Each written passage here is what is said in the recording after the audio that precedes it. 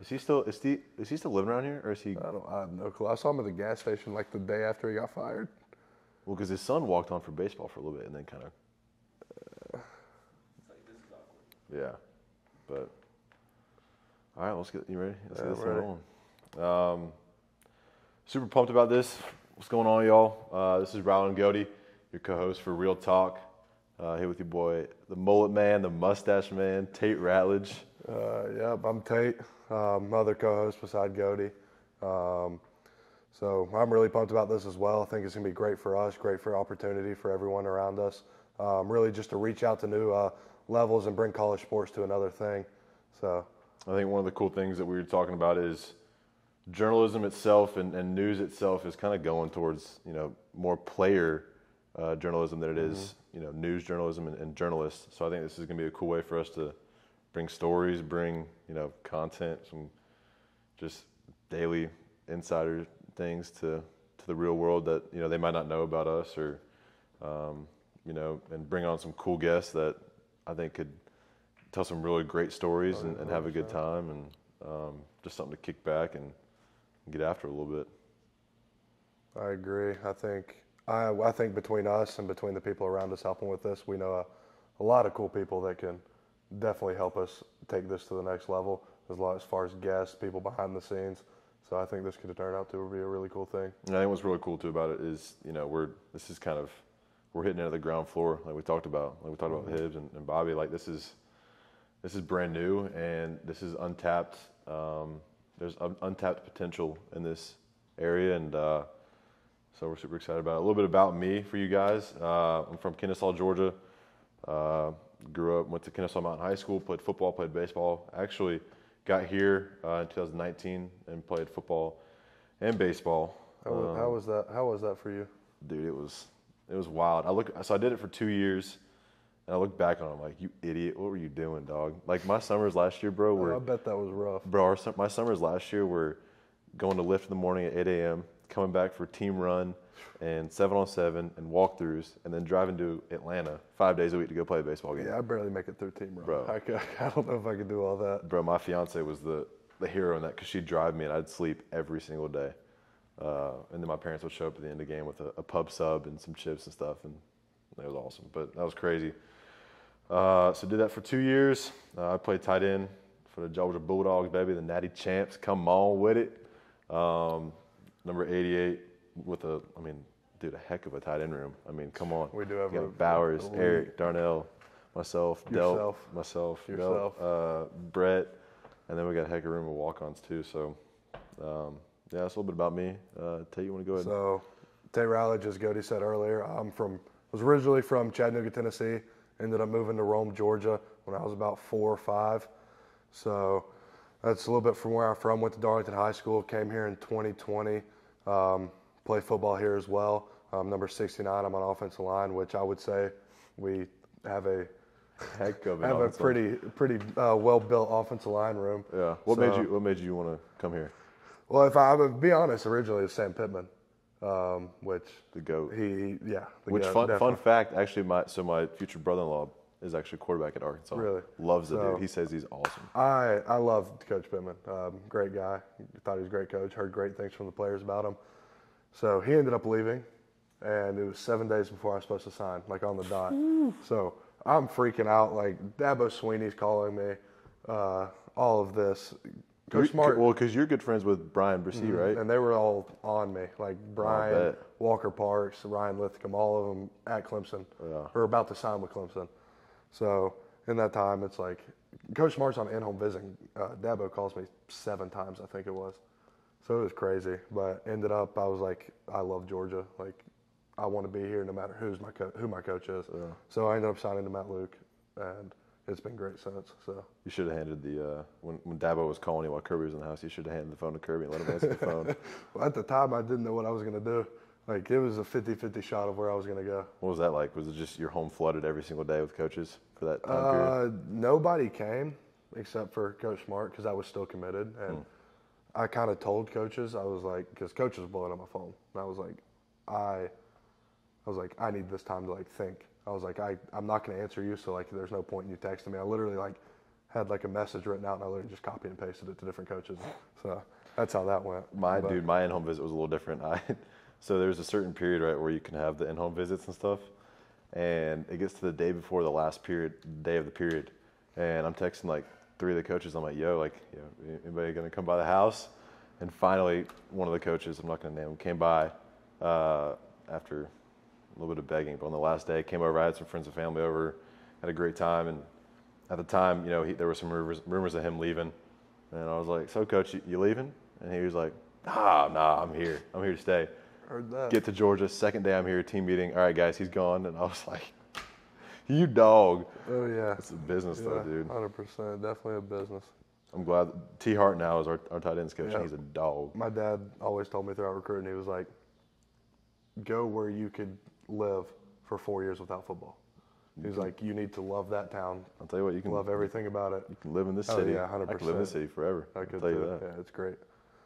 You said you moved to Rome, Georgia. Yeah. What was that like moving? Where were you before then? I was from Chattanooga. Dad was coaching up there, and when he was starting off coaching, one of his old coaches, Coach Mullen, who passed away recently, got him a job offer at Armurchie, which I'm sure you know about Armurchie. Hasn't won a game in like 4 years, something like that. So my dad took that job, so we all ended up moving down there. I went to Armurchie for a little bit. Yeah, my old DC from high school used to be there at Armurchie. Really? Oh, yeah. What a guy. Coach A.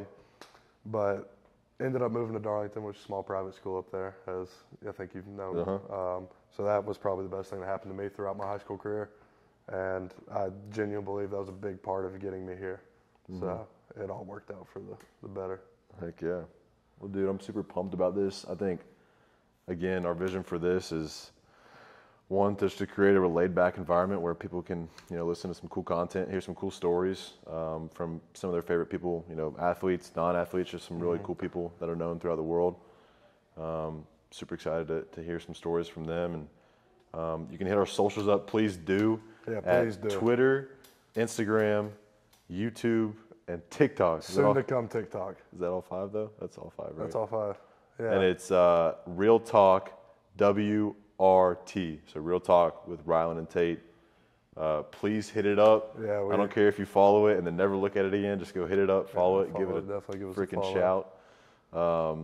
But looking forward to bringing you guys some content. It's going to be good. It's going to be juicy. We got some great stories set up. So super pumped about it. 100%. And I think you didn't mention it, but we talked we're both football players, but we don't want this to just be about football and sports and athletics. We want this to be where anyone can listen to it and be like, okay, these are just guys hanging out, talking, having a good time. And I think that's what it's going to end up being. And I think it's going to be really good. Dude, I don't know about you, but when I think about some of my favorite memories with some of my friends, it's us around a campfire just absolutely shooting the crap, 100%. telling great stories. Not 100%. athletes, but it's just great stories. Yeah. And we want that to be this vibe. Eventually, we're going to have a nice little tailgating scene. This is kind of the ground floor of our scene, but we got a nice some comfortable chairs. Definitely comfortable.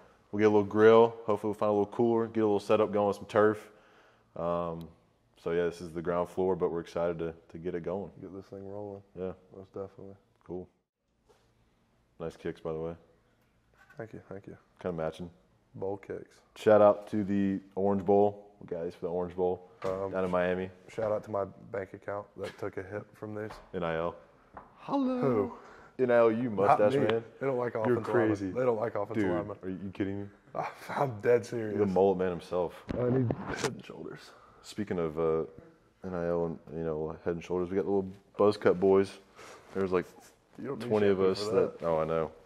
I haven't washed it in probably 3 days. Just rinse it, and it's like. I gotta wash this every day, or it's freaking fro. everywhere. It's something. You should see it in the morning. Dude, you should show up one day with it just absolutely like Carson's was. I'll do that. Carson's hair at that one point was I'll do that. Just if we do one of these early in the morning, I will show up. I'll shower so you're not gonna smell me, but the hair won't get touched. I'll show up how it is in the morning just so you can get a feel for it. Heck yeah. There's been a couple times I've been close to just saying I'm done with this. Bro, especially you get in camp mode. Like you showered, bro. Every time I saw you this past 3 weeks, like you were showered, and I was like, "There's no way this dude got up at 5:45 and showered." Oh yeah, I'm a hygienic person. Like I shower at least 3 times a day usually, but It's turned into that. It wasn't mandatory before, but with this, it gets mandatory. When it's humid outside and I'm doing something all day, it's something. Dude, speaking of camp, I think today's kind of our last day. Thank the Lord. Last scrimmage today. It was a short camp because camp started Monday. Stop. We had it. So, Coach Smart's philosophy for us after Saturday scrimmage last week was, Monday's a brand new camp. Get ready to bring it. Because we moved out of the hotel. We're staying in a hotel for camp, and we're going all day. And after that scrimmage, he tells us, he said, "Camp ain't over yet. Camp ain't over yet. It starts Monday." We're like, "Oh, well, this is gonna be a week." And we got 30 new guys this year, so there were a lot of dudes like. You can imagine them running around. Bro, there was a moment my freshman year. I'm sitting in the hotel bed. I mean, probably second to last practice, and I'm just like looking at my arms, and I'm like, "What am I doing here? Like, I do not belong playing here. Like, what in the world am I doing?" I got here my freshman year. It wasn't even a camp. It was COVID or whatever, but we were still doing 7-on-7. And I'm a tackle at that time. Going against the Z's, Jermaine Johnson, those names. First round. And I'm telling I'm telling you, I go home after like midsummer and I sit there with my dad. I was like, I don't know if I can do this. Like, I am not a college football player. He's like, "What do you mean?" I was like, "You should see me out there the way those dudes do me. Like, it's bad." Oh. And eventually Coach Luke comes up to me and is like, "I think you're more of a guard body." I'm like, "Perfect, let me go." Thank you, Lord. And took that and ran with it. Everything's in a box. Don't have to worry about speed. It's great. Bro, speaking of Aziz, I remember freshman year being on scout team because we have guys, on scout team that aren't playing necessarily. And, bro, we got to, I think it was, I can't remember what game it was, but there was a lot of split zone to where I was the tight end sliding back and trying to crack Aziz and Jermaine every single time, bro. When I came back the next year and they weren't there, I was like, "Oh." That was my welcome to college football. We ran a counter to Aziz. I'm going over there thinking about like high school. You run a counter in high school and you're blowing people up. I mean, taking 3 bodies. I go over there and Aziz puts his helmet under my chin right there. I didn't know where I was for like 3 plays. I mean, I was out of it. We go to film the next day. Coach Luke's ripping me. Like, "What are you doing on there?" I was like, "Coach, go back 3 plays and look what just happened." I didn't know what was happening after this. But definitely those dudes are studs. 100%. But now they're making out money. But who are we going to face better? Not much. Not much, dude. Here and there, but there's a reason they were top 25 picks in their respective drafts. You're right about that. Freaking studs. That's how it was with baseball, dude. When I was at baseball the first 2 years, so my senior year, I tore my ACL fourth game of the year. Graduate early, so I missed my entire senior year of baseball. Had a shot at getting drafted, low chance, and it completely got washed away when I left. Came here, still couldn't play that spring because of my knee. Couldn't play summer ball because of my knee. Come back the next spring, been out for a year and a half. First person I faced is Emerson Hancock in our last scrimmages, which he went 3rd overall, signed for like $7 million to the Mariners. And I'm sitting up there and I just look at 3 pitches and I'm just like, I'm going to go home. Like, what am I doing? This is different. I faced Cole Wilcox 2 days later. He's at he's with the Rays. Yeah, because he's out west and he got traded to the Rays. But absolute studs, dude. But then you get to when we're, older now, especially me being a senior, like it's. I look back at freshman year and I'm like, dude, like just get through it and you'll be fine. Freshman year feels like yesterday, but also 10 years ago. Well, bro, like, because for me especially, because I had 7 months here. COVID happened, went home for 4 months, came back, and the whole next year wasn't normal. And then boom, like that end of your junior year, and I was like, that's why I'm glad I didn't come early. Because if I would have went early, that's when COVID happened. Yeah. I'm in high school. Dude, we didn't do a thing during COVID. Oh, yeah. I mean, like, teachers would be like, okay, we have class, and then, like, on the Google Meet, no one would show up. And eventually, like, 2 weeks later, they're like, okay, we're just going to post your assignments, you do them. And, like, another teacher was like, I don't care what y'all do, but you're having a final. Take the final. Of course, it's... So you were living it up senior year. Oh, yeah. Bro, mine was the complete opposite. So when I tore my ACL, I didn't have enough credits to graduate in December. So not only was I going to school from 8 to 3, I was missing football practice with my boys because I had to go to a separate school, a night school, and do 2 separate classes from like 6 to 9. Talk about miserable, bro. Oh my gosh. And when COVID first started, like Rome, Georgia did not freak out. Like that's the last place in Georgia that's gonna freak out. I didn't even know what COVID was until like they canceled spring ball. I just remember they were holding people on cruise ships or whatever. But Rome didn't care a bit. We're like, oh, sick, school's out. We're over at buddies' houses doing this, doing that, like just having a great time with it. It's like a snow break. And then it like catches up, and the people are like, okay, this is pretty serious. Like people are dying, and then it kind of limited us, but not really, because everybody's in their house. We're like, oh, what's it gonna hurt if we go see our buddies across town? You go over there, hang out, spend the night there. So when you're young, man, you think you're invincible. Back in the day, we talked about it on the way. Chris is a beast. That kid's got a personality. The best. Have you seen the stuff that we did with Oh yeah. That edit y'all made was sick. It's so good. That kid's got a personality. Like did. Today during the scrimmage, he bull rushed me and knocked me back. I looked at him. I said, Chris, that's just not Percy. He starts dying laughing. We do skits every year in camp. The freshmen have to get up and do a skit, and he was the host this year, and it was priceless. Him and Lou Ba. Lou? Oh yeah. They're awesome. Those two have some personalities. Oh, I didn't know that. Oh, it's. I knew Christian's hilarious. Oh, funny. I love. He reminds me so much of this JD. freshman class. They've came really in good. and like just bonded with people better than I've ever seen. I agree. Like yeah, they have their own egos here and there, but it's like just people like them. Yeah. Like there's a freshman here and there that everybody's like, stay away from that. That's how it is everywhere. Yeah. But like the majority of them, like Michael, I love Michael, Chris. Michael is Trayvon Walker Jr. right now. That kid is Kid's a freak. Kid's a freak. I get to block him every day, and he's not. Seeing him in a 17 or 3-tech, 18. he long armed me today, and I chopped it. He's like, why you gotta do that to me? I said, because that long is arm. That arm is long, Michael. Long his arm. And he was like, you got a point. I was like, but I was like, yeah, you're literally like scratching your knee saying it straight up. Like the kid's like wingspan is stupid. But him, Chris, we call him Fat Chris. I don't know if he told you all that, but we call him Fat Chris. That's his Instagram. Yeah, Fat Chris. It's what so when you get here, you got to introduce yourself to the team. So he stands up, he's like, I'm Fat Chris. And we're like, what? Ernest Green. Yeah. Drew Bobo. I love Kid's Drew awesome. Bobo. Kid's awesome. We call him Bo Bitches. That's his nickname. That's his nickname in our offensive line room. Trying to think of other freshmen. Dylan Bell. Dylan. Dog. Play. That kid can play. Like. It's a hell of a class. Oh, Bro, yeah. Gunner, Branson, AP. We still have the best class ever. Statistically. Statistically. The stats don't lie. They don't. I mean, the rankings are never wrong. Shut up. It's so full of crap. I hate that.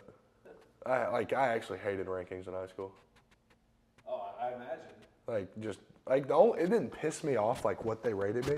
It pissed me off that they said so and so's better than me. Yeah. That's how I felt. But this is like MJ documentary, and I took that personal. Took it personal. And I took that I personal. took it personal. Like, sports fans want to see you guys. just raw footage. They don't know you. Like, not YouTube. I just mean, like, they don't know In athletes. general. Because the only time they ever get to see you is, like, a post-game or post-practice media session, and it's, like, cookie cutter as hell. You know, they don't know you. Like I literally had a lady come up to me and she was like, "Do you play football?" I was like, "Yes, ma'am."